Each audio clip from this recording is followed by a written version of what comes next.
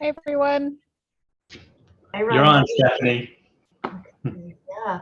All right. I'm not entirely sure how many people to expect, but all of our panelists are here. So I guess we can just go ahead and get started.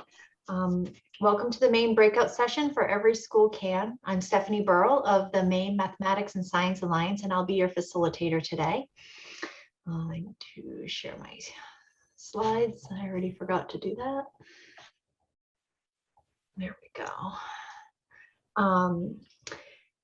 So please use the chat function to introduce yourself and tell us what school or organization you represent. In the national session, CS Elementary challenged you to work more computer science education into your students' experiences. Now you will hear from representatives at several organizations about the supports available to you right here in Maine. You'll also learn about inspiring work done in one of our Maine school districts. We will have a Q&A session after our panelists speak, so please just jot down your questions as they come to mind, and we'll go ahead and get started. I'd like to begin by telling you about Maine Mathematics and Science Alliance's involvement with computer science education. Since 2013, MMSA has responded to the emerging need for computer science education in the state of Maine and beyond, starting with our Exploring Computer Science project in 2015, where we trained over 75 rural educators across the state in how to increase equitable access to computer science education, to this session we are facilitating today. In coordination with partners in the CS for Maine Coalition and the Maine Department of Education, we have expanded computer science learning opportunities. And over the past 5 years, MMSA has leveraged over $2 million in competitive grant awards from National Science Foundation to aid in advancing equitable access to computer science education for all Maine students.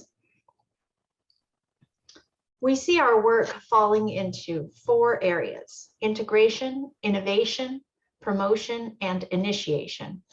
We are setting our sights on specialized attention to the elementary grades as our partners and staff both explore integrated and standalone computer science learning opportunities.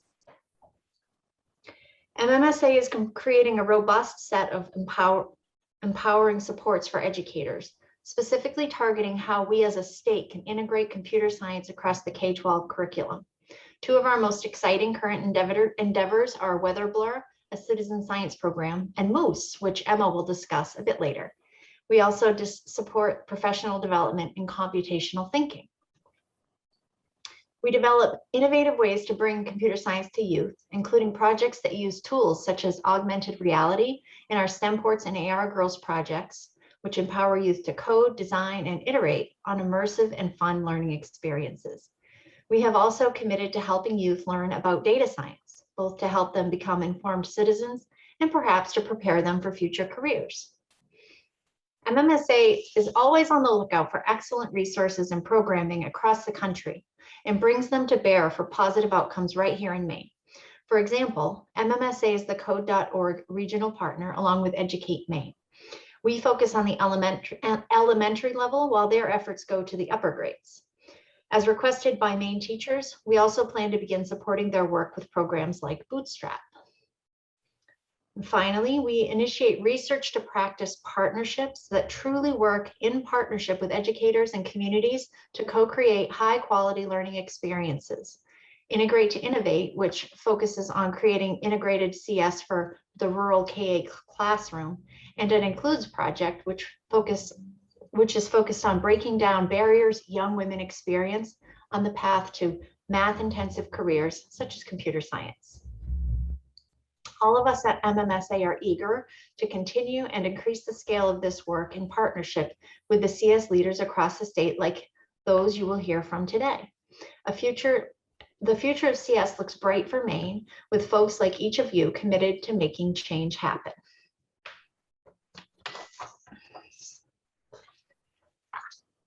As I mentioned before, if you could just jot down any questions you have and we can address them at the end. But now I'd like to introduce our next speaker, Angela Oechslie, the Program Director at Project Login at Educate Maine.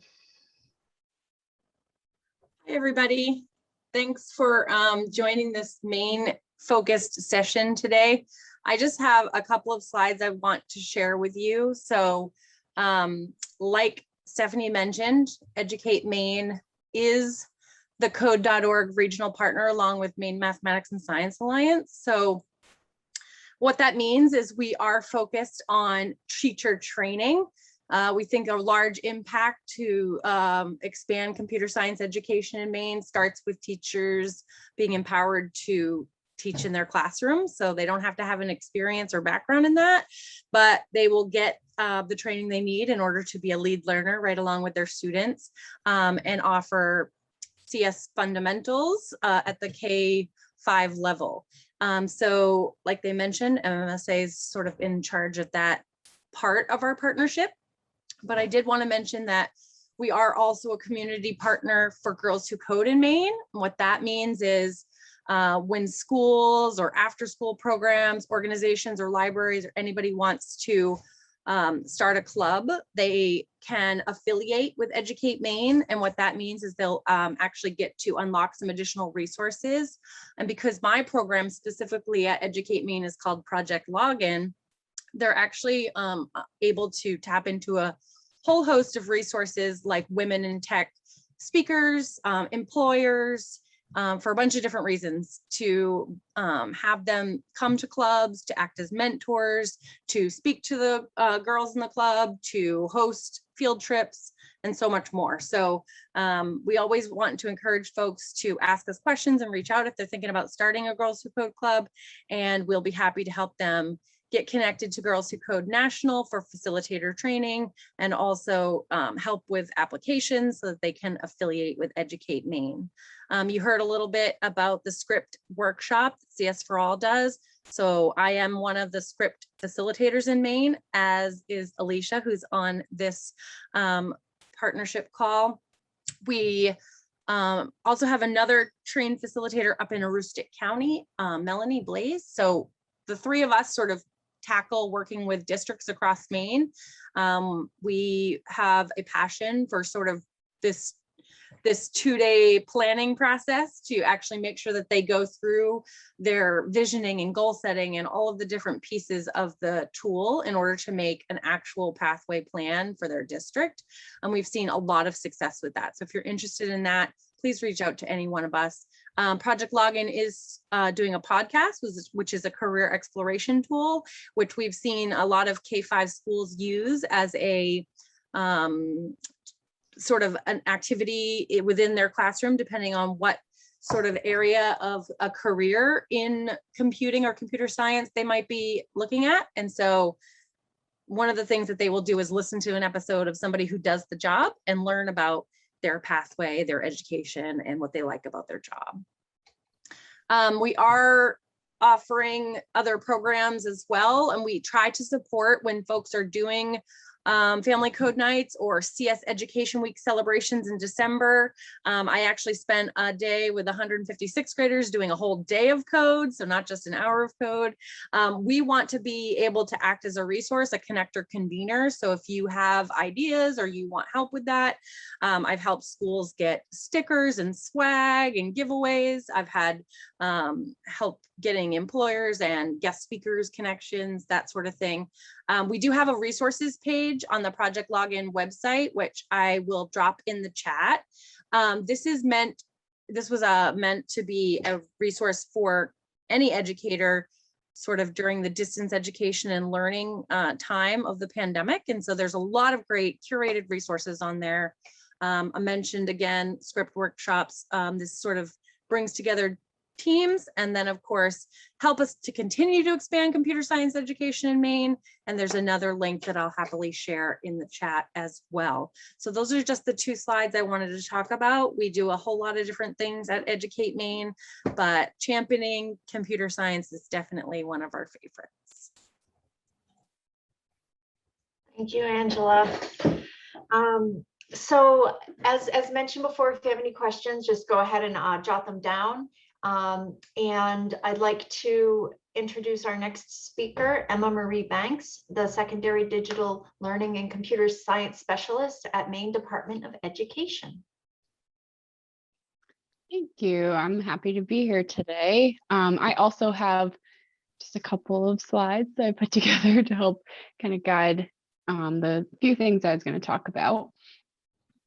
I'm going to go ahead and share. Hopefully you're seeing them. I've been terrible at sharing lately, so. Looks good. Okay, great.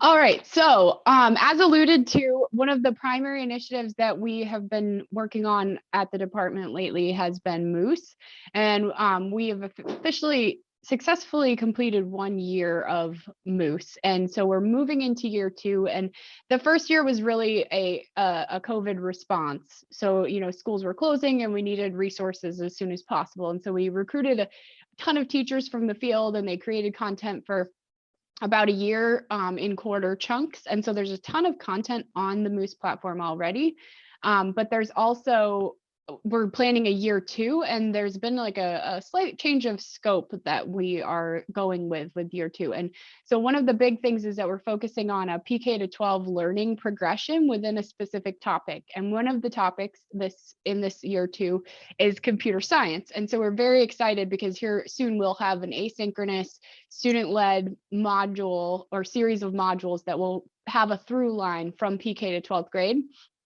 And that is being led by a Moose team leader who I actually saw on the screen a moment ago, Jamie Beal. She is leading that charge, and she's being supported by some CS topic experts who are also on the call, Nate and Rhonda, supporting the computer science expertise there within the modules. And then we've also hired a team of teachers from the field to help actually create these modules. So really, the focus will be on creating a robust example of what a progression can look like in an asynchronous format. And if you're not familiar with Moose, all the modules on there are licensed as Creative Commons, and so they're able to be reused and adapted and modified and used however it makes sense for you. So if you don't have an asynchronous audience, maybe you're live with your students, you can adapt it for your live needs as well. So there's a lot of different opportunities there.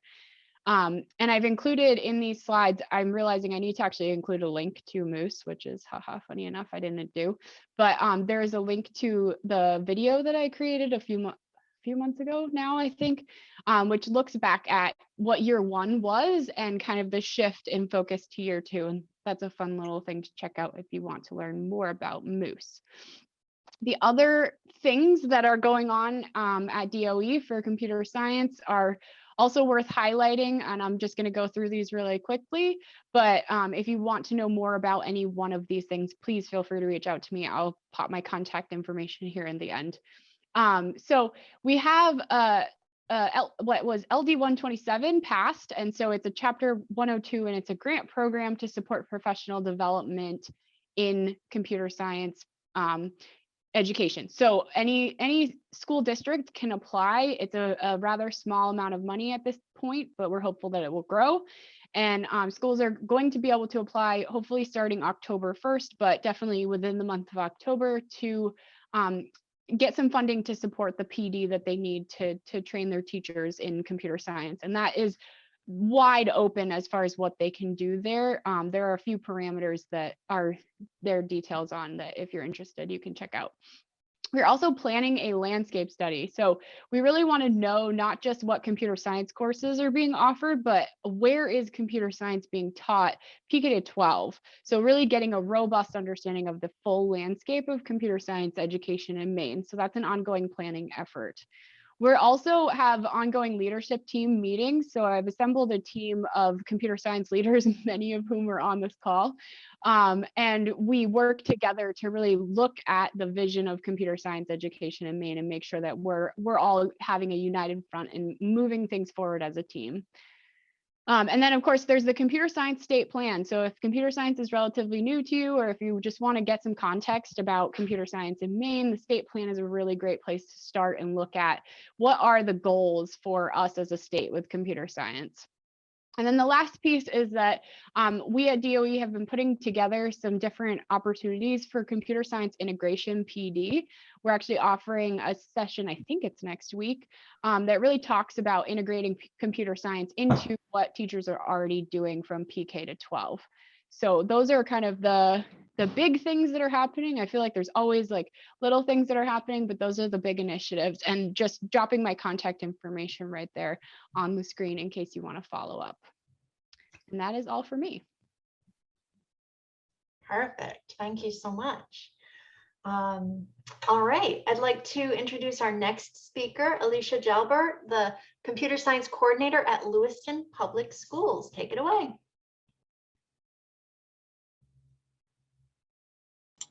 Would help if I unmute myself. Hi, I'm Alicia Jalbert. I'm the Computer Science Coordinator for Lewiston Public Schools and the Project Manager of CS4LPS.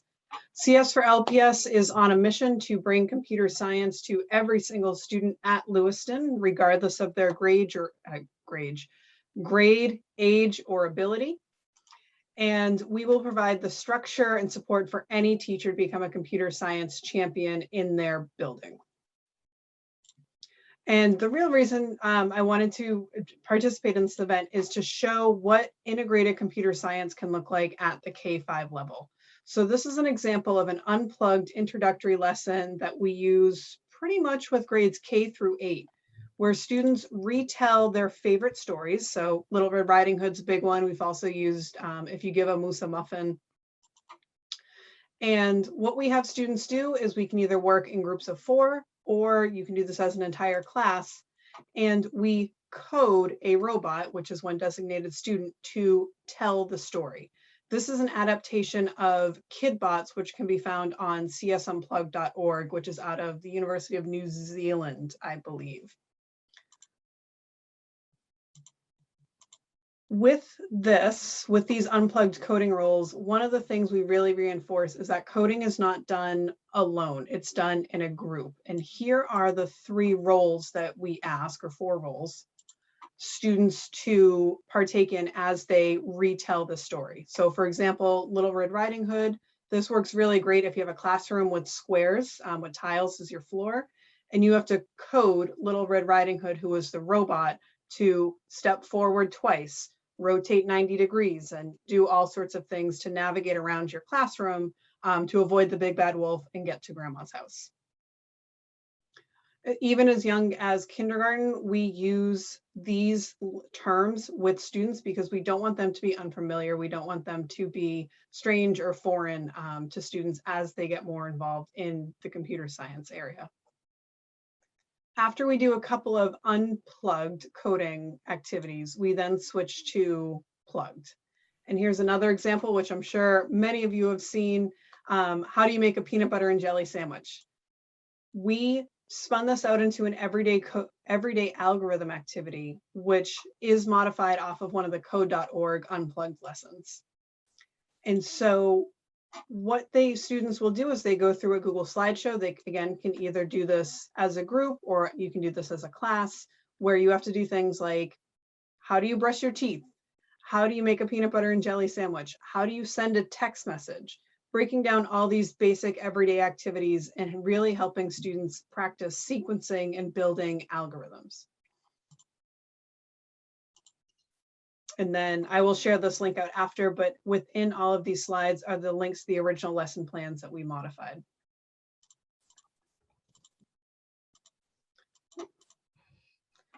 Similarly, and with plugged lessons, having those groups showing students that coding is not done alone. It is not one person in their basement with their hood on. You have to work as a group to develop a strong piece of code.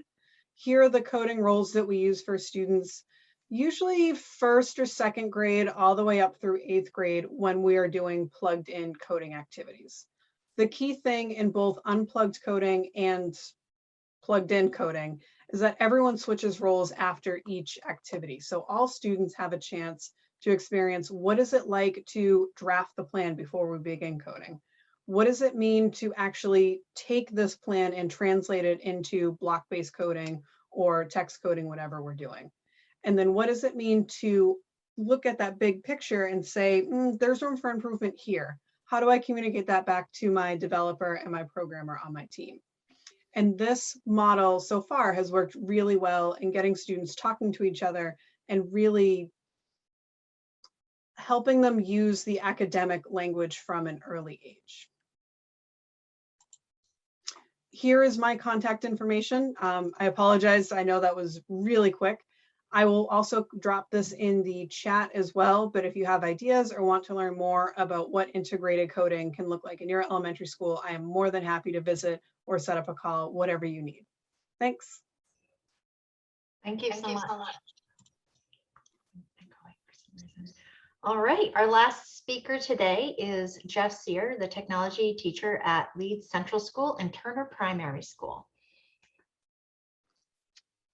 Yeah, so hi, I'm Geoff, and I am here to talk about CSTA Maine. I don't have any slides, so, but just here to talk about just what a great organization it is. And I've been a member for just about 2 years, going on my 3rd year, and starting in my new district a couple of years ago, where I was shifting into a technology teacher role and a computer science teacher role, and doing as all elementary computer science teachers do, which is I went to school to be a high school social studies teacher.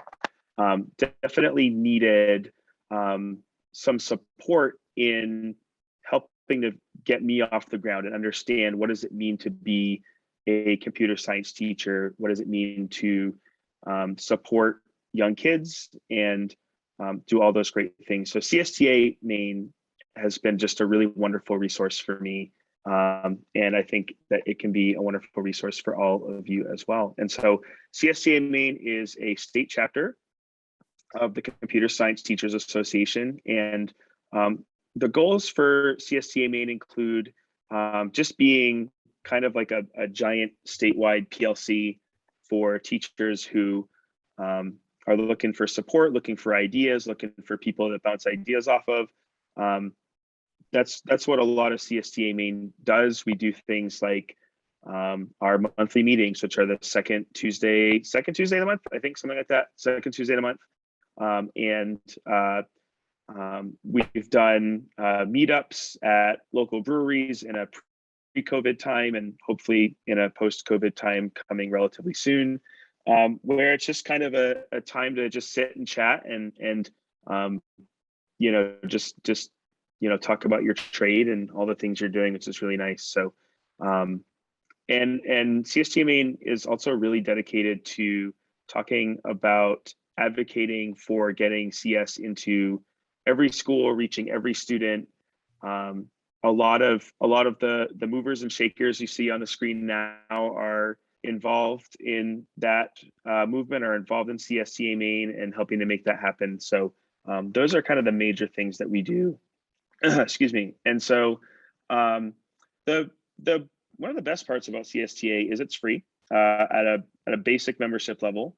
The CSTA Plus membership is $50 a year, which, by the way, is a great value as far as professional organizations go. And when you look at some of the different member benefits and things that you get with CSTA Plus, that $50 pays for itself really quickly. So discounts on the national conference, discounts on the New England Regional Conference that we're going to be hosting on October 16th, any of the yearly summits. They do 3 kind of summits throughout the year, focusing on different topics. So that $50 pays for itself really quickly. We had a summit last weekend, which I actually was not able to attend. And so because I'm a CSTA Plus member, I can just go back in and watch those on delay and be able to take in that experience, even though I wasn't there in live. I wasn't there live. So it's just a great organization. And just from somebody who is a regular member who goes to the monthly meetings and attends the summits and the conferences and things like that, it is a really phenomenal professional development tool. You know, being in a place where it's kind of me on an island doing my own thing, I definitely appreciate having this resource to help me through and guide my practice. So that is my spiel on CSTA Maine. And the conference, October 16th, it's gonna be great. Excellent. Thank you. Well, I must say, I think this is the first time in my life that all of the panelists stayed within their time frame, which gives us a little bit of time to do some Q&A. So If you haven't ever raised your hand in Zoom before, I think I can show you a little screenshot down at the bottom. You'll see the reactions. You can click that and raise your hand if you have a question, or you could put the question in the chat if you'd rather do it that way. So if you have a question for anybody, I believe Alicia has to leave very soon, so we might miss her, but any questions, let us know.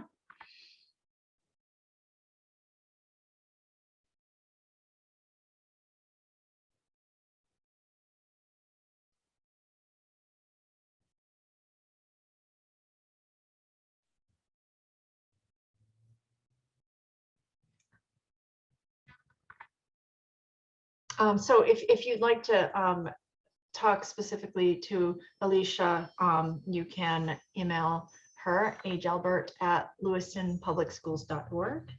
And if everybody, can't get the timer to stop, if everybody would, all of the speakers would like to just drop your email in the chat, feel free. Just so that people can have access to that. All right. It looks like we must have all done such a fantastic job of explaining our programs that nobody has any outstanding questions. So thank you so much for joining us. And we hope that you have a great school year working on getting computer science to all Maine kids. Thanks. Have a great afternoon.